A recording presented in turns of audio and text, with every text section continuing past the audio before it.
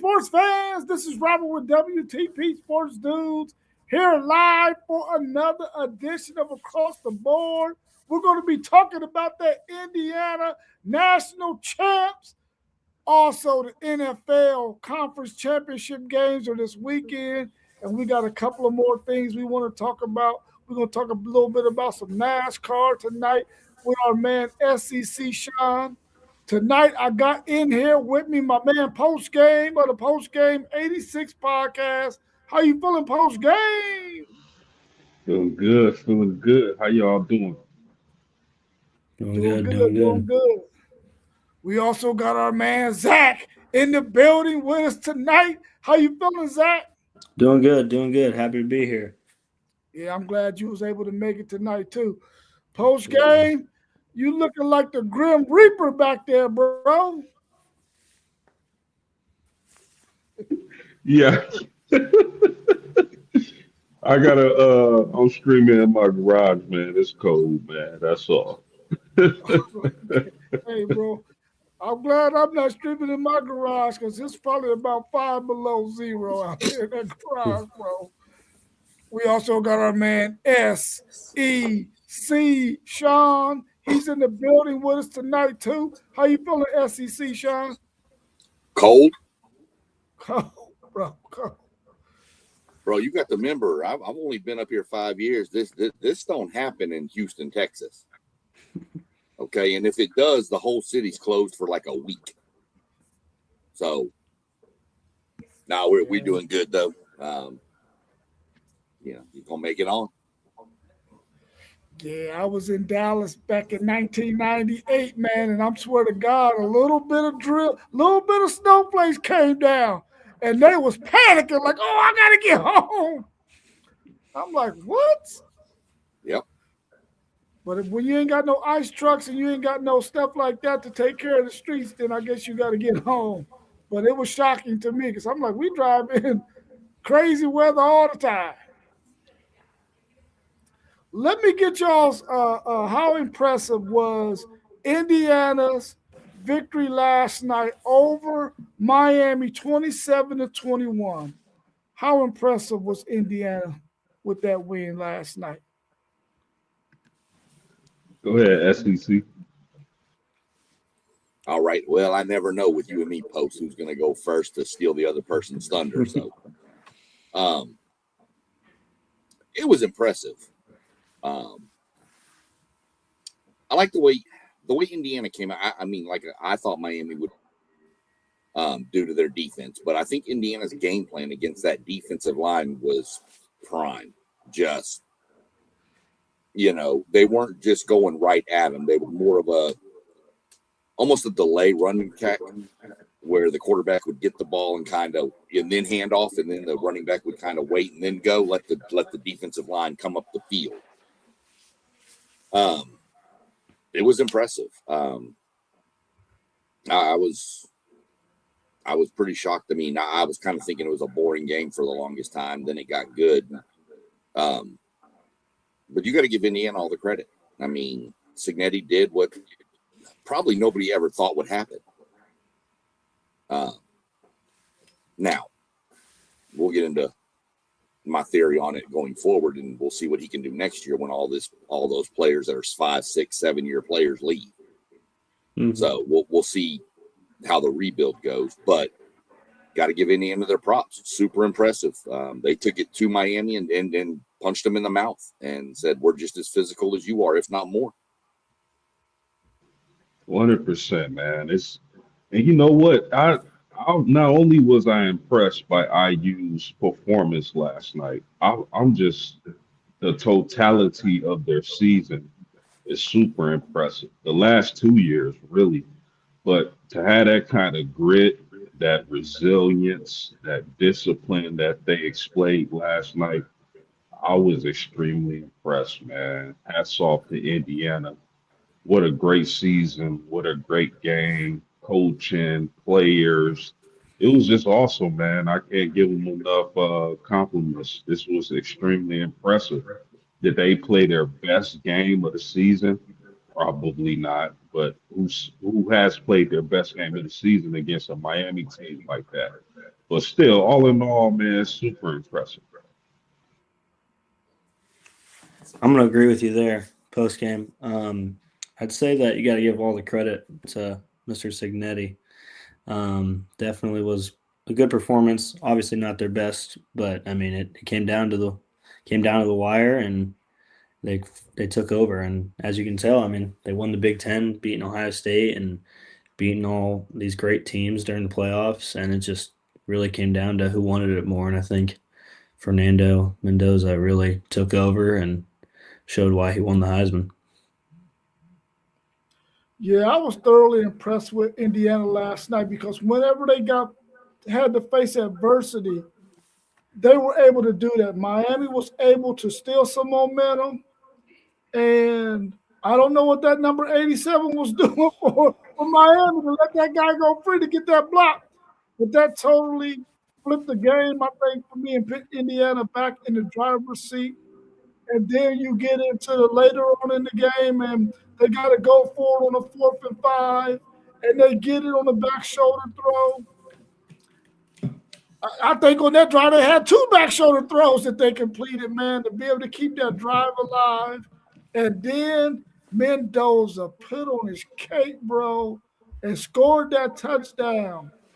But guess what? Miami came right back. And Miami came right back, and then Indiana Hoosiers did not fold. They went right back down the field and got a field goal to take a 6-point lead. And then the INT at the end. Listen, that Indiana team was very impressive because there was multiple times in that game where they could have been like, great season, y'all, but this team right now that we're playing might be a little bit more athletic than us. We can't quite stop them when they go up tempo. But Indiana gritted it out, man, and got the win. Hats off to Kurt Signetti. Hats off to that team there in Indiana. Congratulations on being the 2026, or is it the 2025 national champions? Both, right? Both, right. We got our man Mossberg out there in the chat. Thanks for joining the chat with us, Mossberg. And we got our man Doug in the chat as well. Thanks for joining us, Doug. I did not know that Miami hired Texas A&M's punt coordinator,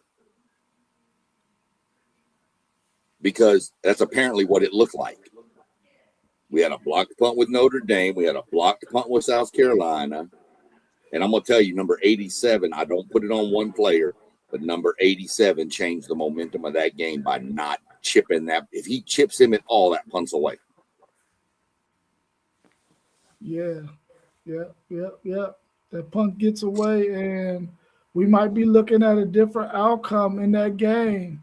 But what happened, and Miami was able to secure that victory. A really, really impressive win by them. When Indiana was up 10-0 at the half, what adjustments did you see from Miami to close the gap and make it a good game? Oh man, really, I just think they opened up their playbook. I think, if we speaking about the offense, I think they put an emphasis on the big plays with Malachi Tony, and then their running back. I think the only thing they did was open up the playbook and start hitting on their explosive plays, which brought them back in the game and probably would have led them to victory had they not gave up that block punt, like SEC Sean mentioned. On defense, man, listen, this game, what we saw last night was 2 teams going to their bread and butter to be successful. Miami on defense, I spoke about the offense, but on defense, they went to their bread and butter and unleashed those pass rushers. I believe they had 3 sacks in the second half, a couple of stops behind the line of scrimmage. Indiana went to their bread and butter. That back shoulder throw, I think, Rob, you mentioned that, those RPOs, bread and butter. But for Miami, I think it was just opening up that playbook and putting the emphasis on those explosive plays. On defense, just letting their best players disrupt the Indiana offense.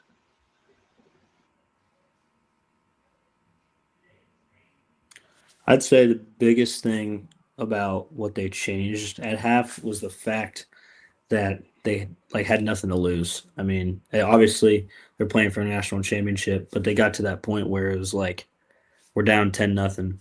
What are we gonna do? And they just came out and they honestly, I think, probably did the best they could. They punched him in the mouth but they reacted the right. Indiana reacted the right way, and it turned out to be Indiana's day. And all respect to Miami, they're a great program, but they weren't ready for what Indiana had to throw at them. Yeah, at 10-0, I was a little concerned. Going into halftime, I didn't really know. I kind of was sitting there joking on. I was doing a watch along with some other people, and kind of made the comment that they need to pull a Space Jam and use some of Michael's secret sauce, but just a different Michael. And it looked like that number 4 used some of Michael's secret sauce on the second play or when they got the ball, because that little cat was gone. I thought the momentum switched. Miami put 3 and out, got the ball, scored in 2 plays, and I thought, okay, they seem to have woke up. But I was impressed with the adjustments Miami made. But being as impressed with Miami's adjustments is, I was more impressed that Indiana withstood that. And I said this on our preview about it. I told everybody, Malachi Toney needs 15 plus touches. He had 14. There's your problem. If he gets a couple more touches, this is maybe a different game. But it was good adjustments. Yeah, I felt like Miami finally recognized that maybe they had a little bit more speed, and they end up going up tempo. And we talked about them getting the ball to Malachi Toney on targets to motions, so that way you can see what the defense is doing. Are they manning up with Toney? Are they what kind of disguise are they going to do when you move him around? And once they started moving him around a little bit more consistently, they were able to recognize some things, I think, from Indiana's defense, staying back in the zone that they were playing, and they were able to get him the ball in space quite a bit. He showed out, man. He played really, really well in that game. And I thought the up-tempo style that Miami started playing in the second half really helped them out a lot as well. That kept Indiana off balance, kept them from being able to substitute, and also kept them from being able to get set on some of the plays that they wanted to get set on, because they had to get set right away as opposed to seeing what the offense was going to look like. So I think that helped them out a lot. But like you all said, Indiana's ability to be able to adjust and pull out the victory, even though Miami had some success in the second half, was really, really good. And my man, 501 Street 2, we hope Lee Corso lives a long life. We hope he lives a long, long life.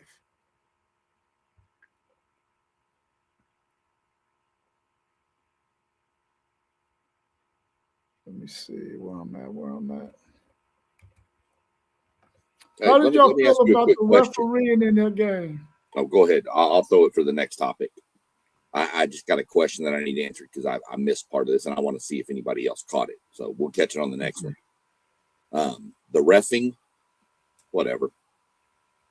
I mean, I don't think the refs were a talking point of the game, which is what it needs to be. I think there were some calls that could have been made, some calls that maybe couldn't have been made. I didn't like the pass interference in Miami on 29 when he was hand fighting with Surratt on the edge. They were both hand fighting, and he was looking back at the ball. I didn't like that call at all.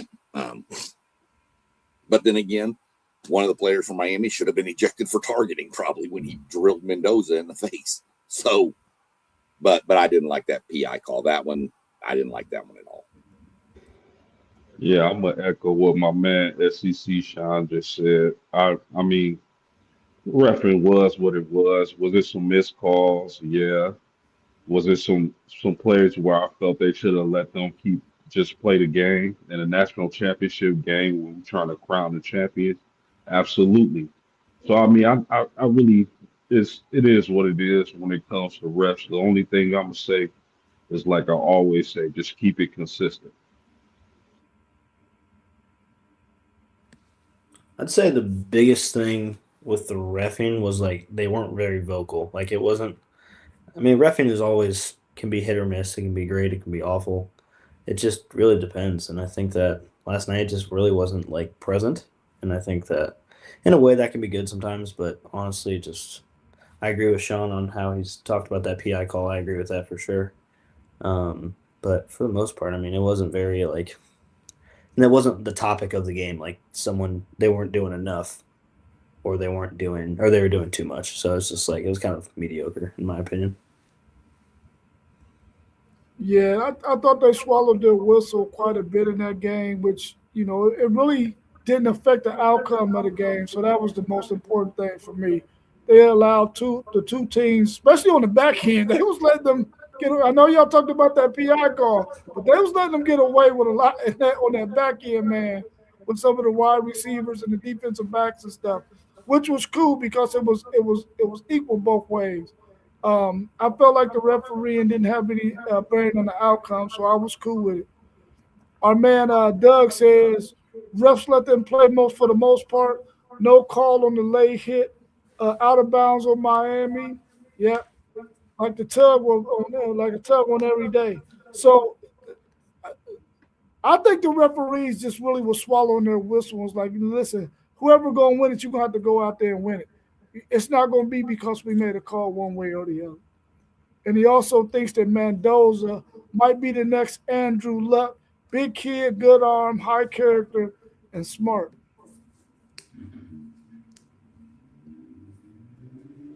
No, sir. Doug, I love you. You way off on that one, buddy. Andrew Luck was a generational talent. I believe this guy's thinking about 2027 as far as drafting the quarterback.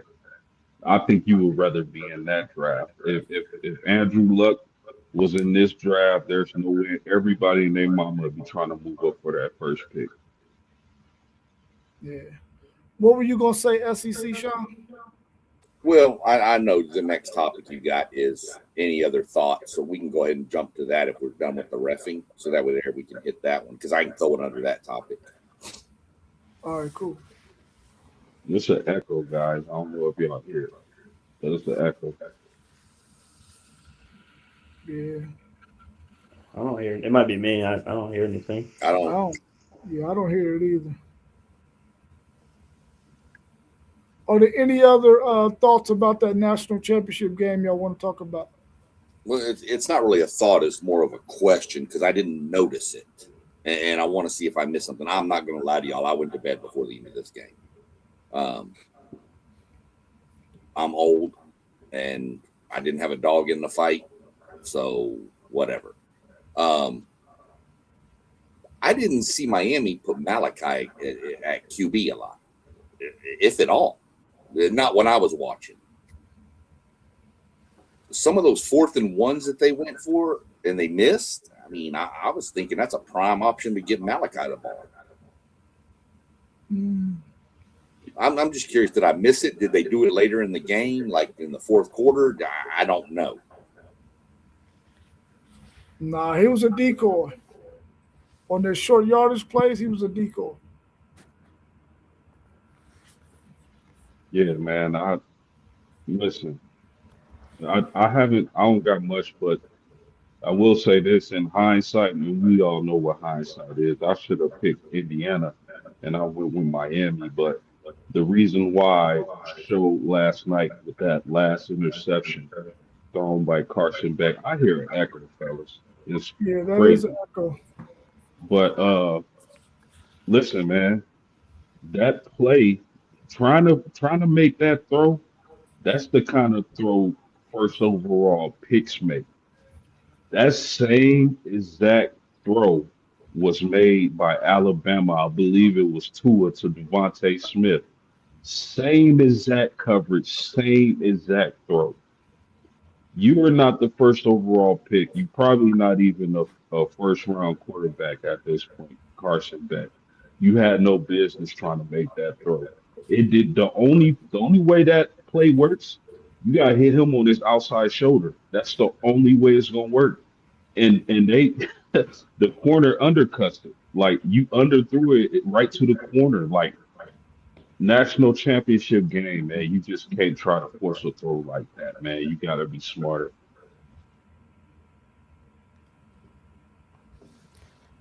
I mean, Oh, my bad. My bad, Zach.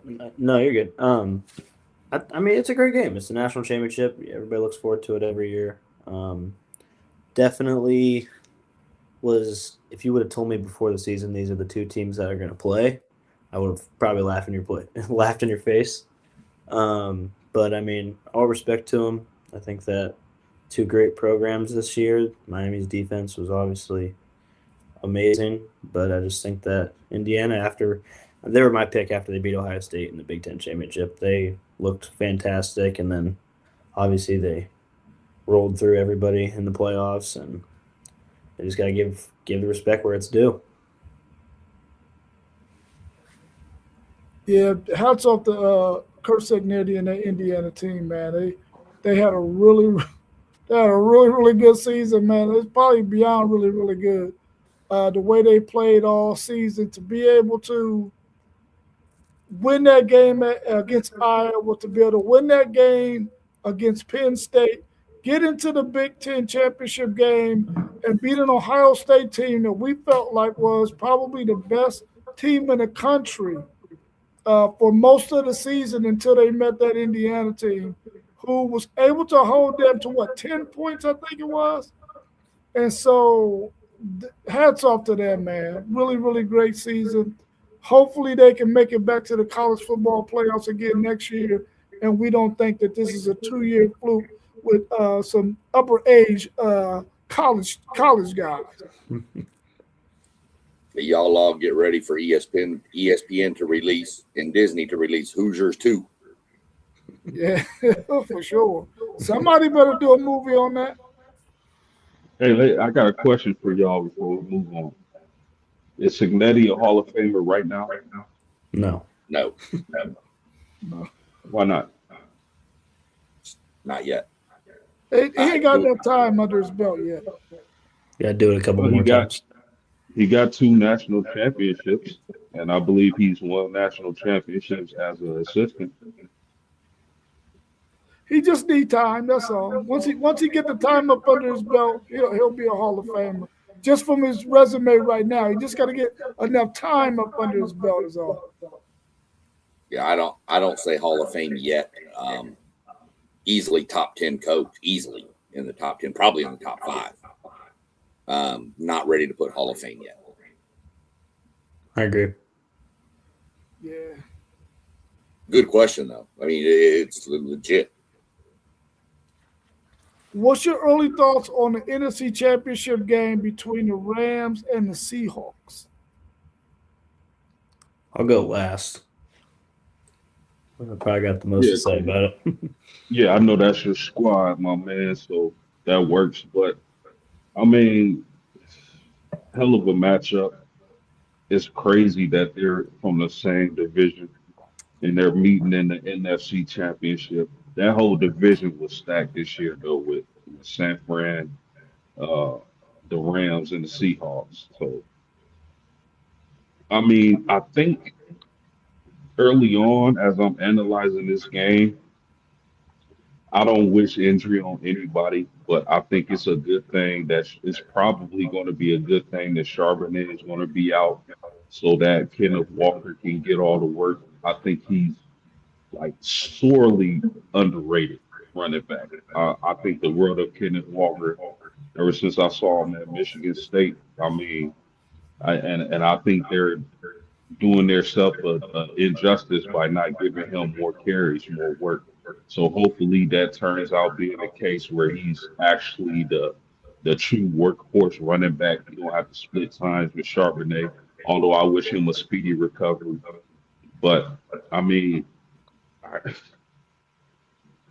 this is going to be a tough one because I just love the Seahawks defense, man. I think they can cause anybody trouble. But if I'm staying true to my picks, then I got to take the Rams in this game. I just think Matthew Stafford is a great. I like those wide receivers that they have. I mean, it's going to be a close game, man. That echo is crazy, man. And I'm not saying that for me. I'm saying that for the people listening. I know if I hear it, the people out there listening, but I don't know what it is. But anyway, the I'm a favor the Rams in this game. Even though I think the Seahawks are going to cause a lot of problems on defense, I just think it's the Rams' time, man. I just feel that way. If I'm picking with my head, I'm probably picking the Seahawks, but admittedly, I'm picking this one with my heart. So I'm gonna favor the Rams in this game.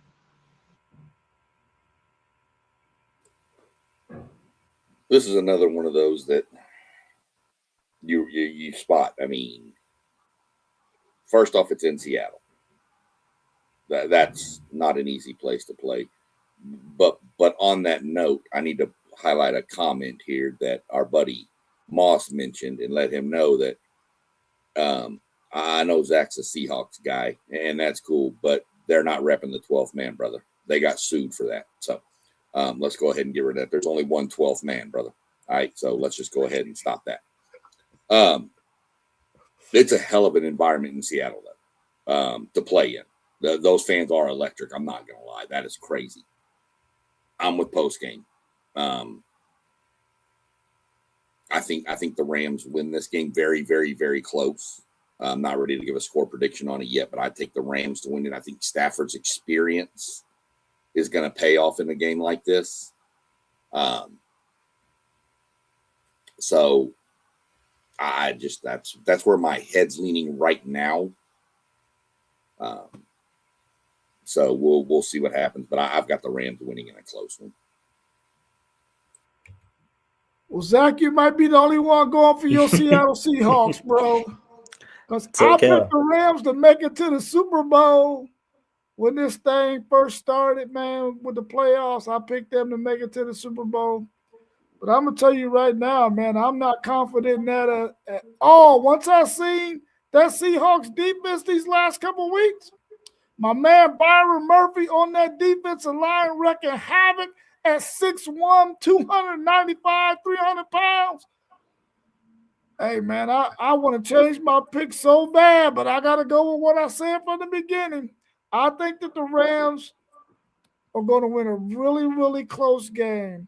But if they don't run the ball better against the Seahawks, which they probably won't be able to do, then what they did against the Bears, they're going to be in some trouble, man, because they cannot leave it on the back of Matthew Stafford. Even though he's a veteran quarterback, he can do his thing. If they struggle like they did at points in that game, like they did against the Bears, the Seahawks are welcome. But we got to remember they got Sam Darnold at the quarterback position, and we ain't 100% sold on Sammy. So I'm going with the Rams, man, but we're going to have to wait and see. Well, I respect all of your opinions. And I honestly, you could be 100% correct. Stafford is amazing. I can't sugarcoat it any higher than that. That team is the only team in the NFL that terrifies me. And I'd say, well, I mean, we're in for something here. I mean, you can't write the storybooks even better. I mean, did I want to play the Bears? Absolutely. I think we would have had a similar game to the Niners if we played the Bears. They wouldn't know what to do. They've never played a defense like us. It would have been hard for them. But that's not where we're at. We are playing the Los Angeles Rams, the team that is our kryptonite. And I'd say, but hold that thought. We beat them. We came back from 16 points with 10 minutes to go in the fourth quarter. What else can you say about that? I think what is going to stand out in this game that's going to be different than all the ones we played this season is now Sam knows he can beat the Rams. Sam has gotten over that hump in his mind. Because last year, obviously, in Minnesota, they got killed. And the first game that we played, he threw 4 picks, and we still had a chance to beat them in the fourth quarter with like a last-second field goal. If Sam plays mediocre, it could be a pick. It could be a game like he just had. He was like 12 for 17 for like 150 yards and no picks. We can rely on our 3 phases of football better than any other team in football does because we have a great special teams, probably the best with Rashid Shaheed right now. Our defense, arguably the best defense in football. And our offense just has to play mediocre. And the fact that Charbonnet is out definitely hurts. I'll say that in the front. But Kenneth Walker is our number 1 guy. He's going to be just fine. He had, I think, 120 yards and 3 touchdowns last game. That's all out of the fact that Charbonnet wasn't playing. So I think that we're going to be okay. And it's kind of hard to say that because, like, obviously it's Matthew Stafford, they have Puka, they have Devontae Adams, they have a loaded roster. But I think it'll come down to Sam. But Sam, I think, can do it because he's done it before. And he had never been able to say that. And the fact is that he's going to face them on the biggest stage to do it, to go to the big game. I think honestly he can do it if he plays mediocre. That's been my topic all year, and I've talked about how you can build a team around him and he will succeed. Obviously, we've had 3 losses this whole season, combined 9 points, which is unreal. It always come down to last-second field goals or stupid plays in the end. And, I mean, you can't say much more about this team. I think if Sam just plays okay, he can throw a pick. I don't think this is going to be close. Zach, if y'all make the Super Bowl, do you think y'all can beat the Patriots or the Broncos? I don't think it would be even close. I would put my life savings on the fact that whoever wins this game is winning the Super Bowl. 10,000%. I mean, that we haven't lost, us or the Rams have not lost to an AFC team this whole season. And I don't think it'll change in Santa Clara. I agree with that 100%. I think this is the Super Bowl this week. Yeah. Agreed. But I'm kind of curious, Robert. Why are you so showing all this love to Murphy? Byron Murphy? Yeah, why are you showing him all the love? He's a Texas Longhorn. Why aren't you showing any love for Jordan Whittington for the Rams? Because he's from Texas. Longhorn. Come on now. Sean, we probably got about 13 guys on these 4 teams, man. About 13 guys. But you got to give Whittington the love too. You gave I love Jordan Whittington. He's just not as much of a factor for the Rams as Byron Murphy is for the Seahawks. I love Jordan Whittington. I got one question for everybody. Should the Seahawks GM, John Schneider, win Executive of the Year? He's had great draft classes. He has built this defense to mock the Legion of Boom. He drafted Nick Emanwari. This could be the Defensive Rookie of the Year. We have Leonard Williams, a 12-year vet who's playing like it's his second year. We traded, or I think it was free agent, DeMarcus Lawrence, who's playing like it's his rookie year again. We have arguably 2 of the best corners with Devin Witherspoon and Tariq Woolen, and Josh Jobe is also a great one too. And then we have in the middle, Ernest Jones, all pro. Well, I mean, I don't understand how John finds these guys just randomly and from school to school. And like, you can't look past that. And I think that he deserves to win like Executive of the Year. Let's see what your guys' thoughts are. Yeah, I agree. I mean, Seattle, hats off to y'all scouting department. because y'all always seem to find players that everybody else aren't looking at. I gotta agree with Zach, man. I can't really think. Maybe New England's at second, but there is nobody. I think, yeah, I agree with you, Zach. I don't think anybody else has done as good of a job as he has. Accumulating talent, putting that team together.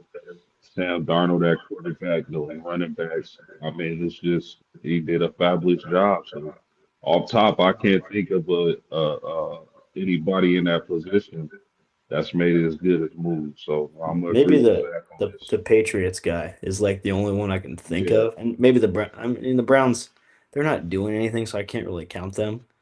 But no, you since the can't count. Patriots are in that spot too, I think it's between us and them.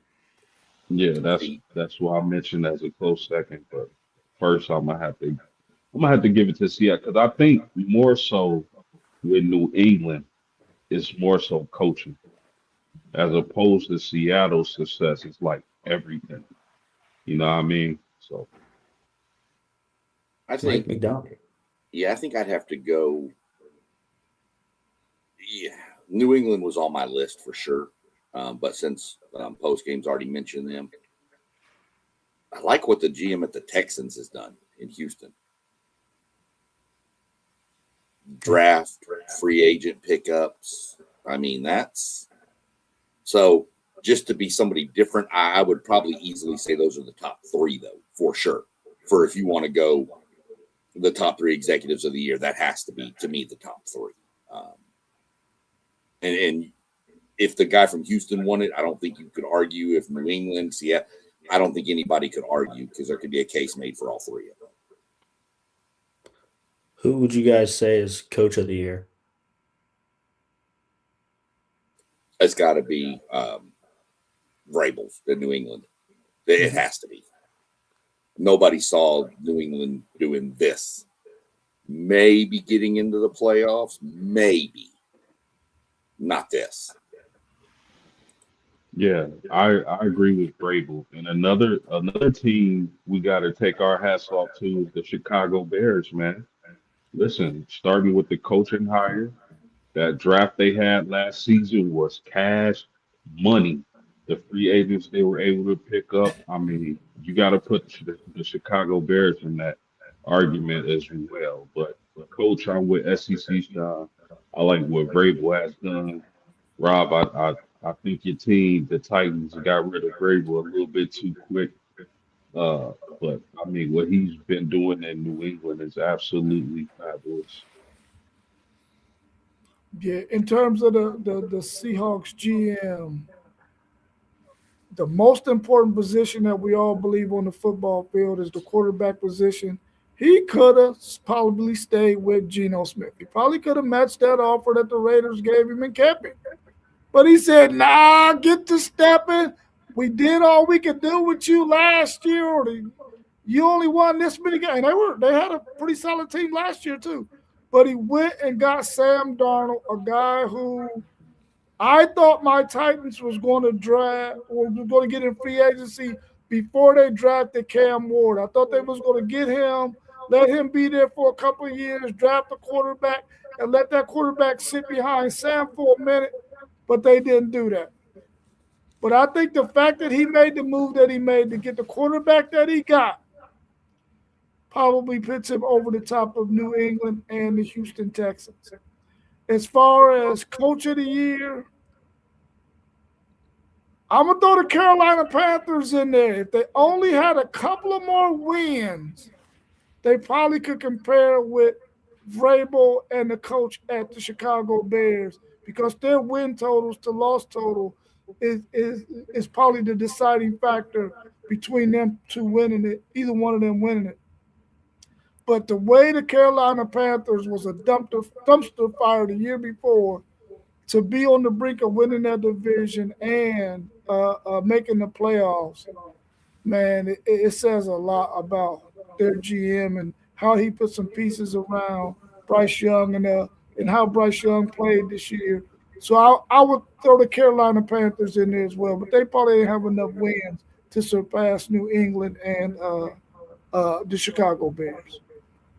I'm going to say one more thing about this Coach of the Year thing.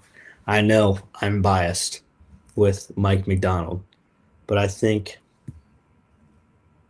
the biggest thing is he is a second-year head coach. First season, we were 10-7 and just missed the playoffs. In his second year as a head coach, just in general, he was a defensive coordinator for the Ravens. He took us to the NFC Championship and won 14 games, or 15 technically. I think that, yes, Vrabel's a good coach, but he's been in the league too long to become Coach of the Year. I think it stands out with like Ben Johnson as well. I think Ben Johnson's over Vrabel. I think so is Mike McDonald because they are doing more with their teams. Yes, the Patriots are doing good, but Vrabel's a coach that's been in the league for a while. These guys have not. And so I think you should give it to more of the rookie coaches. Good point. Good point. What about the AFC Championship game between the Patriots and the Broncos?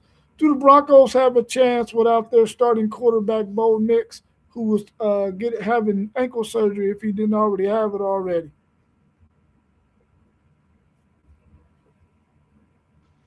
Go ahead, SEC.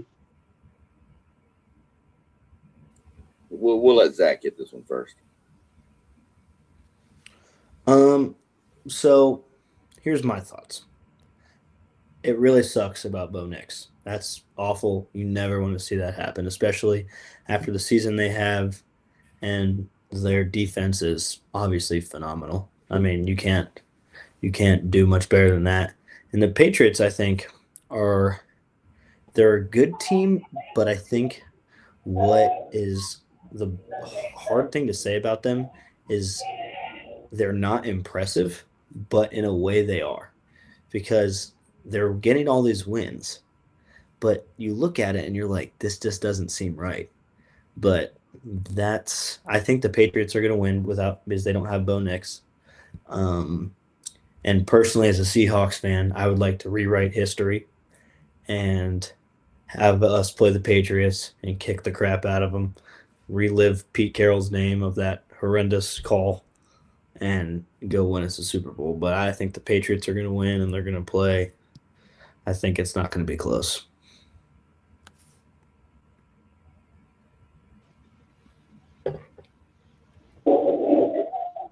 Mossberg, you want to jump in there real quick and answer that question? It's good to see everybody this evening. I apologize about the background noise. I'm at work trying to get on before I get started. But with the AFC Championship game, the Patriots and the Broncos, I think it's tough to see Bo Nix go out with the injury like that, and just knowing the weight of the games, within itself. But just seeing the Patriots and what they're doing, seeing May from, watching him in the ACC in the Carolina days, to seeing him now in the New England Patriots, I thought he would be the guy to actually change this organization from their losing ways and bring them about. And the way they built this team around Drake May, I mean, you got to credit that organization as well. Hats off to what they do. Kraft is amazing at what he continues to do with that organization as well. But it's a team that's destined, and I think they're a team that could actually win it all.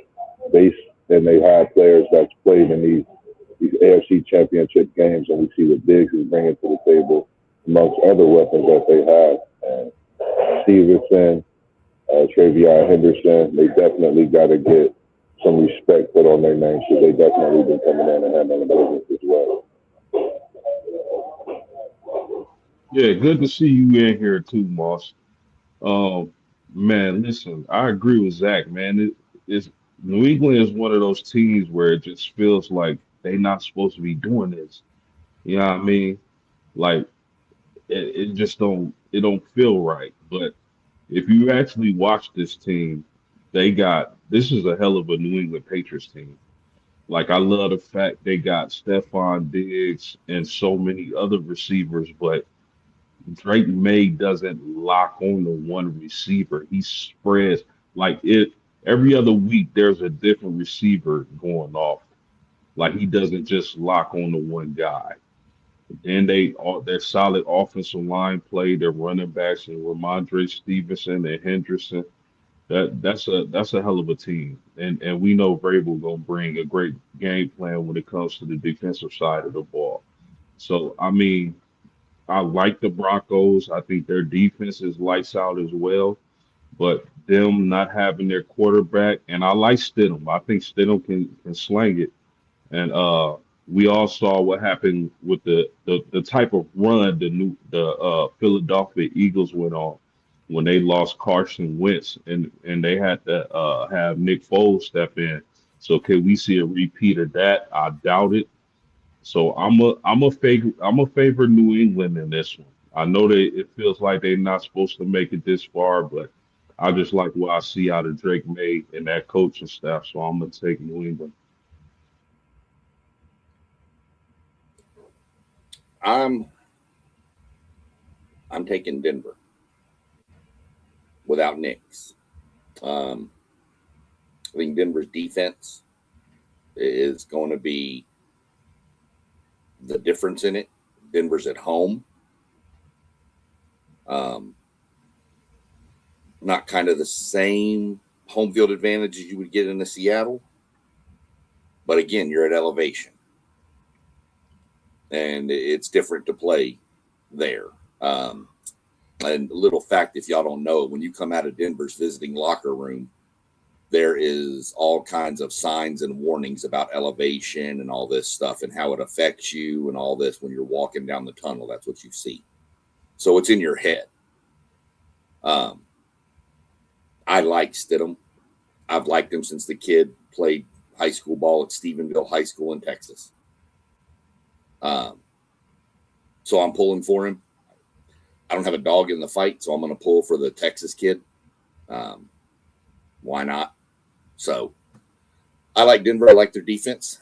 I think Stidham makes enough plays to get it done.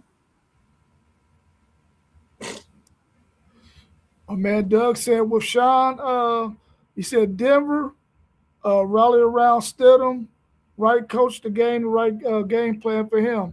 So I'm going with the Broncos too. Sort of for the same reasons SEC Sean is. He's going with the Texas guy instead of him. But I'm going with them 6 Texas Longhorns that they got on that Denver Broncos team. I feel like Denver and Coach Sean Payton are going to be able to give Stidham the running game he's going to need. They're going to give him the scheme that he needs in order to manage this game and to win it, and rely on that defense to do what they do. And I think they're going to be able to beat Drake May and Vrabel's team on whatever day they play, whether it be Saturday or Sunday. I'm going with Denver in this game because I think their defense is going to be the deciding factor, and they're going to pull out this very, very close, narrow victory. But I'm taking the Denver Broncos to win this game over the Patriots. Real quick, both games are Sunday, Rob. Okay. Sunday. Real quick, I was like kind of getting misconstrued and just jumping in, but I'm gonna go with the Patriots. The reason I'm gonna go with the Patriots, I know Denver's a tough place to play. You don't just lose Bo Nix, you lose in a franchise quarterback in this game. I think Drake May, he's already preparing himself for the elevation. Like I said about this team being destined, I think when you have the type of players that they have, and they've been in situations like this, quite a few players has played in Denver, I think this team is ready. I think they bring that AFC championship back that's been long awaited. It'll stop a lot of talks about what's going on in Boston, what's going on with this Patriots organization. I think, like I said before, Drake May has changed the dynamics of this franchise. And to see him taking this on at his young age, I think we might be seeing the changing of the guards in the AFC. If Knicks was playing, it would be the talks possibly of the coming years, Knicks versus May. I think this is something we could see in the next few years. Bo Nix coming back healthy next year, he'll definitely be out to prove something. But I'm taking New England in this one. And I just think Dre May possibly could win his first Super Bowl in his young, early career.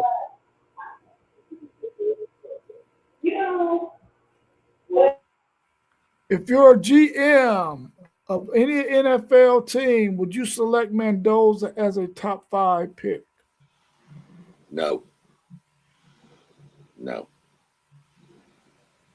I don't see Mendoza as that generational talent of a Luck, Manning, that Elway, Marine. I don't see it. If he gets drafted in the top 5, he's going to a terrible team. Let's be real. And what's their offensive line like? Is he going to get killed? In the first few weeks. Look at Cincinnati drafts Joe Burrow. They have no offensive line. Burrow's been injured half his career. If you're going top 5, putting that much money into a quarterback, you better shore up your offensive line first. Yeah, I'll be conflicted on this question because if you just look at the what Mendoza is made of, the toughness, the clutch plays, I like what I see out of him. But his size, his measurables, like those type of things you like. The guts, we saw it last night in the national championship, him running and taking those big hits and scoring a really big touchdown for his team. I like Mendoza, but I got to agree with SEC on this. I don't see him as a generational talent. Unfortunately, that's not going to matter this year because the Raiders got the first pick and they need a quarterback. And I just don't see them taking someone else.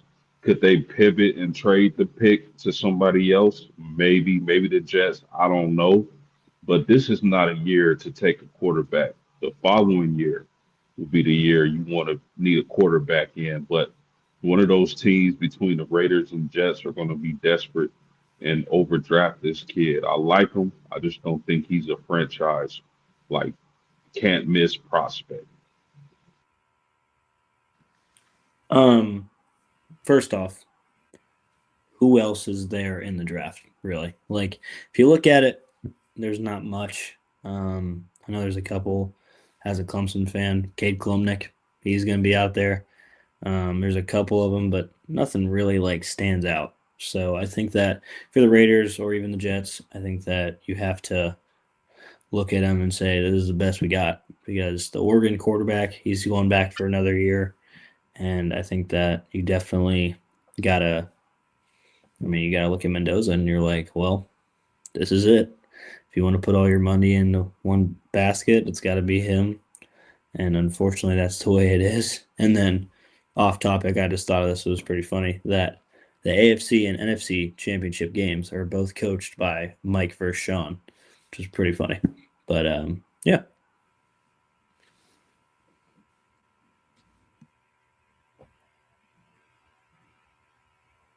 That's a great question. I think it's a tough ask. The Raiders drafted their running back last year, so when it comes to having that quarterback right there, not knowing if it could change their franchise, I think they might choose him. I don't think he's a generational quarterback. I wouldn't choose him top 5. I think he's a great college quarterback. I just don't think he's for the NFL. As far as in that generational, that top 5 pick, it just made me think about Shador last year. They had a chance to get him, and they didn't. And then they, right here, would they get Mendoza? So there's so many things, but I definitely don't think he's generational top 5 quarterback. I just don't think. I think he's a great college quarterback. I think he made his mark in history of college football, and I think that's where it's going to stick. And that's where it's going to stay. Nothing against what he's done in his career and him wanting to develop and be greater, but I just think it's for college football. That's just my opinion. You want to go ahead, Rob? Because I want to cook on this, man, so bad. Yeah. I just think he's just one of those players that's going to need some time to develop in the NFL. So I would not pick him that high. I would try to maneuver some trades and get some of those for sure shot pieces like like a Ruben Bain, like a Marvell, was it Reese? Is that his name, Marvell Reese? Something like that. Somebody that I know is going to be a for sure shot that's going to help my team right away. I wouldn't necessarily draft Mendoza, but I would pick him up if I could get him for a steal later on, maybe in the first round or early in the second round. I would probably pick him up, but definitely not in the top 5. Look, man, it's tough because there are some quarterback needy teams out there.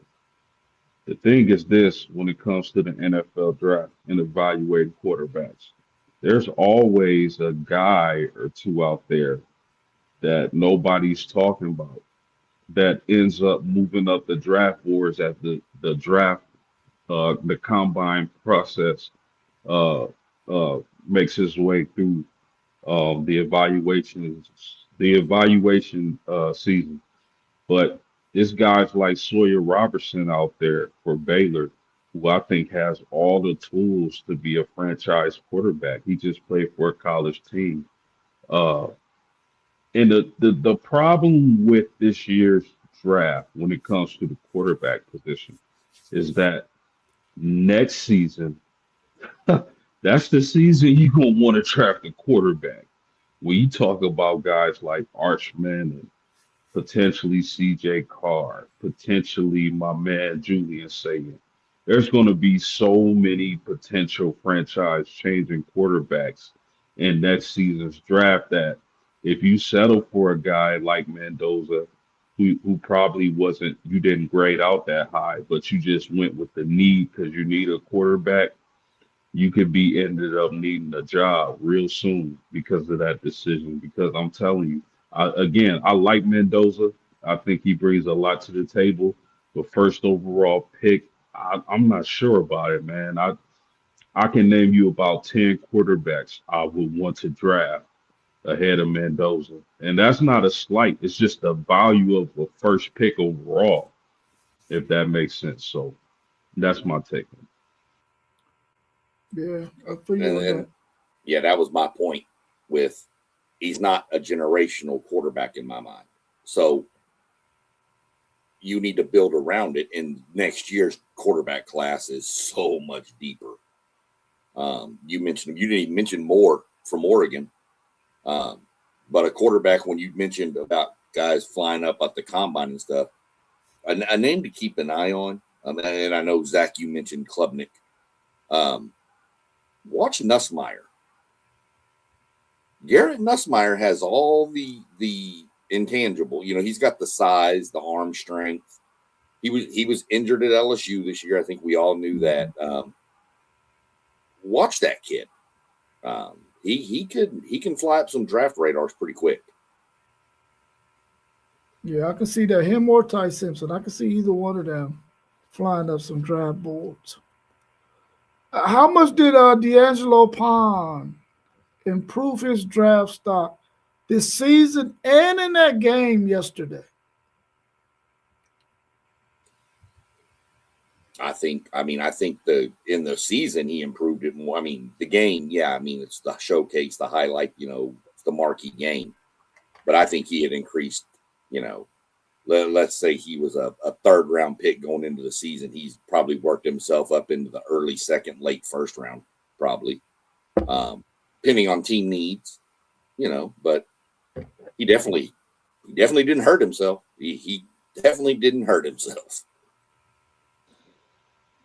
Yeah, that kid is a baller, man. And, you know, I think the only thing that could hold him back from being like a first round pick is obviously his size. He's 5'8", 170. But to me, that don't matter. That dude's heart, his grit, his competitiveness. All he has to do, in my eye, is get to the combine and run it and have great workouts, run a dynamic time, and I think he'll be fine, man. His draft stock will be fine. He'll definitely go in the late first, early second, somewhere in that range in my eye. But he's definitely, I mean, just the stories of him and Smitty battling in high school and how he was overlooked in the recruiting process. So that alone, man. But that kid is a certified baller. somebody's going to get a steal in the draft if they do pass on him and sleep. I'm definitely with both of them. He definitely didn't hurt it. I mean, I think if anything, I agree that late first, early second, somewhere in that range. I mean, he's a great player. You can't really, it's kind of everything you want. But I'd just say that he definitely didn't hurt it because he's been pretty baller this season, and he can't really, definitely not hurting. Yeah, he doesn't have the ideal size, but when you look at everything else that he has, his IQ, his ability to be physical, even though he has a small stature, I definitely think he improved his stock over this past season. He went up against some marquee wide receivers and teams and was able to play really, really good. So I think he definitely improved his stock.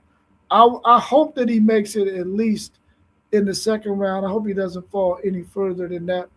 But if he goes to that combine and runs a really good time, he can solidify himself in the second round for sure. If his time isn't so good and the fact that he's a smaller guy, he might fall to the third round. But he played as well. He's played himself into at least the second round draft pick, in my opinion. We're going to turn this over to our man, SEC Sean, who's going to give us some NASCAR fantasy group discussion. Real quick though, before I jump into that, size is definitely a factor, but if you're a baller, you're a baller. They're going to find you. Yeah. I mean, how many little undersized receivers did New England have back in the day? Playing that slot, Amendola, all them dudes. They were all undersized. Look at what was the running back from K-State a few years back, went to the Sproles. Sproles, yeah. I mean, he was undersized. I mean, post game, y'all had Rudy. Come on, man. He got that dog in him. So if you can ball, they're going to find you. I tell that to all the kids when I was in Texas. It don't matter if you're a Division III school. If you're a baller, they're going to find you. So I just wanted to throw this out there real quick. Of course, Zach, I know you haven't really, you're newer with us, which is cool to see you. Glad to have you and your insight and everything. But I also do a lot of NASCAR stuff and give people options to get like free tickets, free point, all this stuff. So I have on my channel, there's like 7 episodes of my NASCAR for beginners, and you can kind of get some insight. But I'm going to try to share this real quick. If you don't mind, Robert, let me know if it works. I'm going to try to share my screen. Hopefully it works. Who knows? Can y'all see that? Yep. Okay. So pretty much, let me do this real quick. Open a new tab.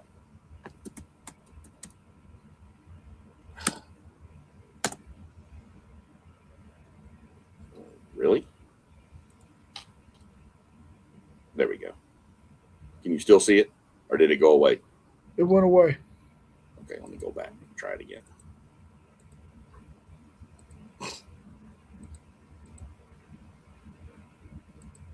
So pretty much when you set up your fan rewards, this will be the home screen on NASCAR or on the mobile app. But you'll have this little icon over here, this little symbol. Click that, and it'll log you into your account. There's my account. I'm sitting at 91 points already.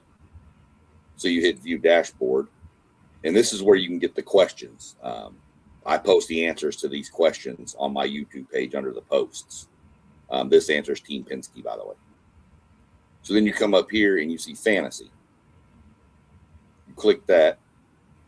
You scroll down here, and that's going to pop up with a block thing, but I'll get by that. You have Fantasy Live. These are different challenges they have throughout the year, and you get points for doing all these. You get bonus points for creating a fantasy team, bonus points for every week you play. So I'll hit play now. I have gone in and created a group for anybody watching this that has an account that wants to join.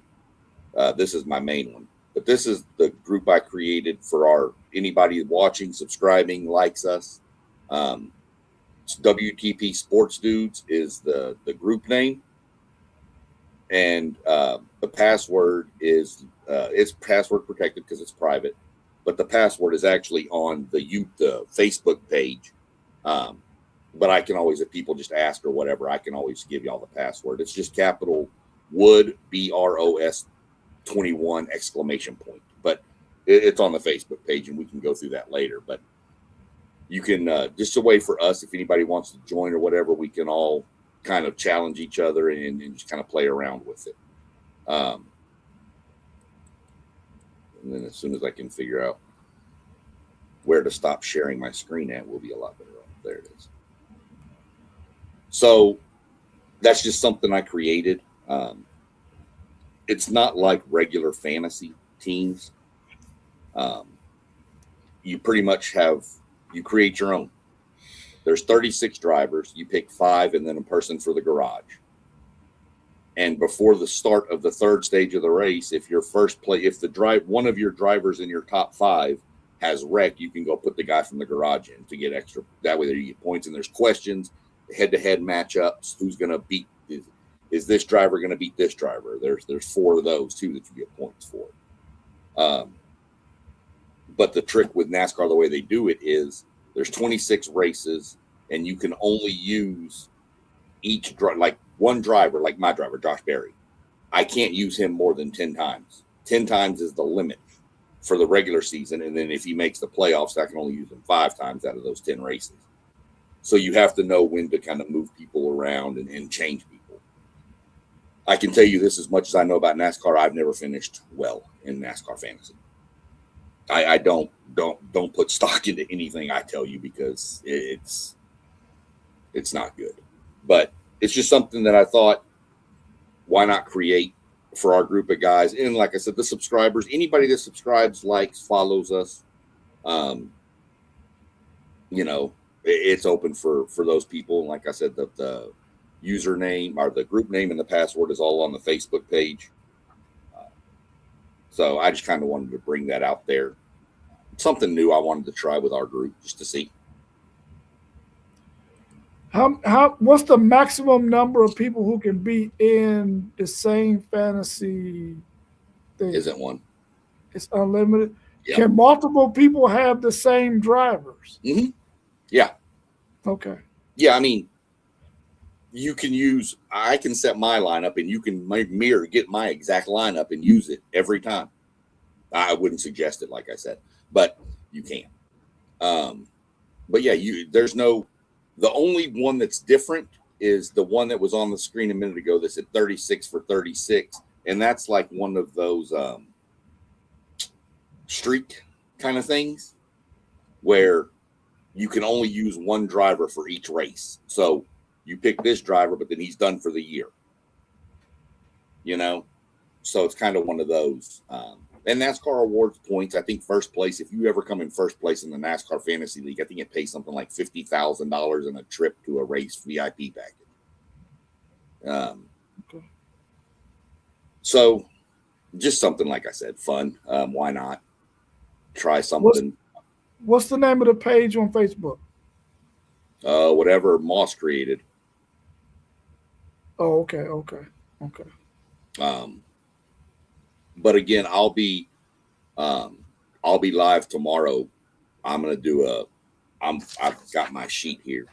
I'm gonna give my predictions on the upcoming season because, believe it or not, we are 1 week from Sunday for racing starts. February 1st is the Clash. That's on Fox. At Bowman Gray, and I suggest watching it. That's fun. You talk about craziness. So tomorrow I'm going to go live at 7 with my projections for the season, teams to watch, things like that, winners, new winners, first winners, rookie of the year, stuff like that. And then I'll probably jump into some more of this. So if anybody is interested or anybody reaches out to y'all and says, hey, how can I join this? Tell them if they tune in tomorrow at 7 or watch the replay, then they'll get some more info on how it all works. Okay, cool. And tomorrow, are you going to go over the app as well? I'll go over the app again. Yeah. Okay. Yep. I'll probably do what I did and share my screen when I'm going through stuff so people can see it. Probably won't see me on the screen, which is probably better anyway. So I'm going to go through the app. I'm going to go through my predictions. Probably going to be a pretty in-depth show tomorrow. And then we'll get more in-depth as we get closer to like next week. I'll go really in-depth on what's going on with the Clash and how it works and all that stuff. And then, then we'll take a week off, and then we'll come back after the Super Bowl, go to the other Super Bowl down in Daytona. Yeah. Any other questions or comments y'all want to make before we wrap up? Because I got one question for y'all, and then everybody else got a question. Y'all can go after me. Should LeBron James be entitled to start in this year's All-Star game? He should be entitled to that, shouldn't he? I don't think so. Listen, man. It's not a career award to start an All-Star game. He's missed a lot of time this season. And it's just time. It's a young man's sport. Should he be in the All-Star game? Absolutely. Should he be a starter? No, sirree, Bob. Spot on. Spot on. Should be there, not a starter. I don't think so.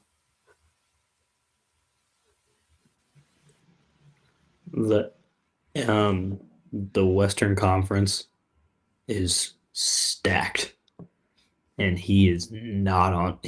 I agree. He's in the conversation. He's not better than the 5 starters, especially at this stage in his career. If this was 10 years ago, it'd be a totally different conversation. But no, not right now. All right. Anything else y'all want to add before we wrap up? Who takes the Bills job? That's the most intriguing one. I don't know. That's tough. Mike McDaniel. They say they might promote their offensive coordinator, but I think they. Go ahead. No. I was going to say, that'd be a smart decision. But they said Mike McDaniel probably going to get the Chargers OC job. Yeah. Is Harbaugh upset he didn't wait a couple more days? I think that I don't know. I didn't like it. I think that he obviously has been. I know it's like. I'm sorry. If you think about it, it's like what is it? It's like having Lamar on your team. It's like he hasn't got you to the game, but he's not doing anything wrong, And so it's like you think about it, and you have these great players, and he's honestly a great coach. I think anybody would want to have him, but it's like Tomlin. And that's a good example. It's like he's been a great coach. Should he have got fired? No, I think that they should have kept him around and helped Josh Allen out. But I think that it was a dumb decision by the Bills. Do y'all think that Mike McDaniel, the offensive coordinator, if he go to the Chargers, he's going to gel with Jimmy? He's probably using that as a springboard to get back into the head coaching ranks anyway.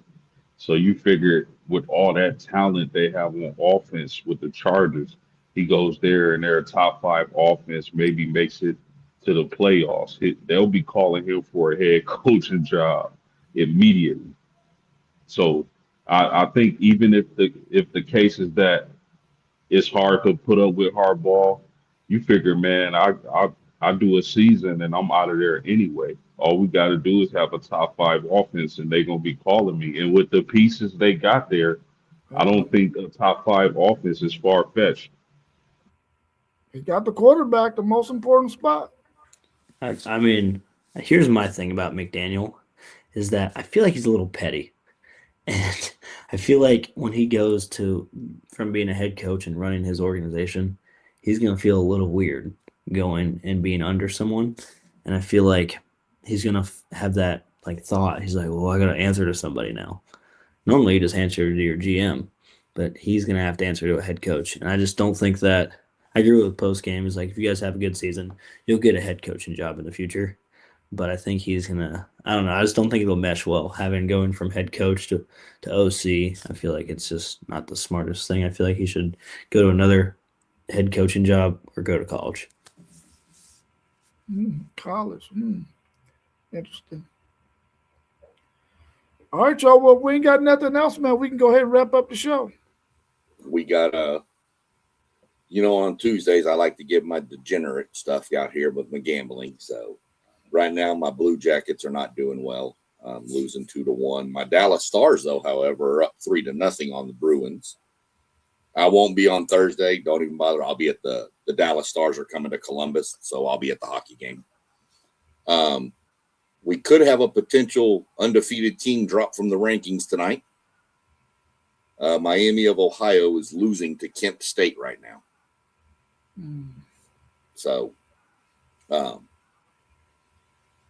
really all I got. There ain't really much going on tonight. Not a lot of good games. Everything's kind of a blowout except for that one. Yeah. Go Hawks. Go Hawks, guys. Come on. I mean, I know you guys want the Rams to win, and I get it. They're a great team. Stafford's amazing. But you got me. And they're gonna come to Seattle, and they're really gonna see what Seattle ball is like. I was there when they played them, and we came back, and it was the most electrifying stadium in the world. Like I've never experienced anything like it. And even now, that's the NFC Championship game. I don't think Matthews is gonna know what's going on. You could be right. I hope I'm right. I could be totally wrong. We could get blown out, but I think Sam's gonna play all right, and we're gonna be just fine. Yeah, I think the only team that can blow the other out is I think y'all can blow them out. I don't think they can blow y'all out. You're probably right. I'm not sold the Rams winning this game yet. That's just where I'm leaning now. Obviously, I'll do some more digging into it. Again, that's the Super Bowl to me. Absolutely. So we'll see how it plays out. Where is the Super Bowl this year? Santa Clara, California. It's at Levi Stadium where the Niners play. Okay. All right, y'all. Well, y'all have a good rest of y'all's evening. Everybody tune in to SEC Shines NASCAR Talk tomorrow at 7 p.m. And we'll be talking again soon. I'll see you on Thursday. I'll tune in tomorrow with you, SEC Shine. I won't be on the screen, but I'll be in the chat. Whatever. If anybody that's in the chat, ask questions, do whatever you want. If you don't know stuff, ask. Like, subscribe, smash the like, subscribe, and hit the little bell notifications on there too for everybody, guys. We got content almost every day. We're doing something. That's for sure. All right, y'all have a good one. Peace. All right, y'all be good. Peace.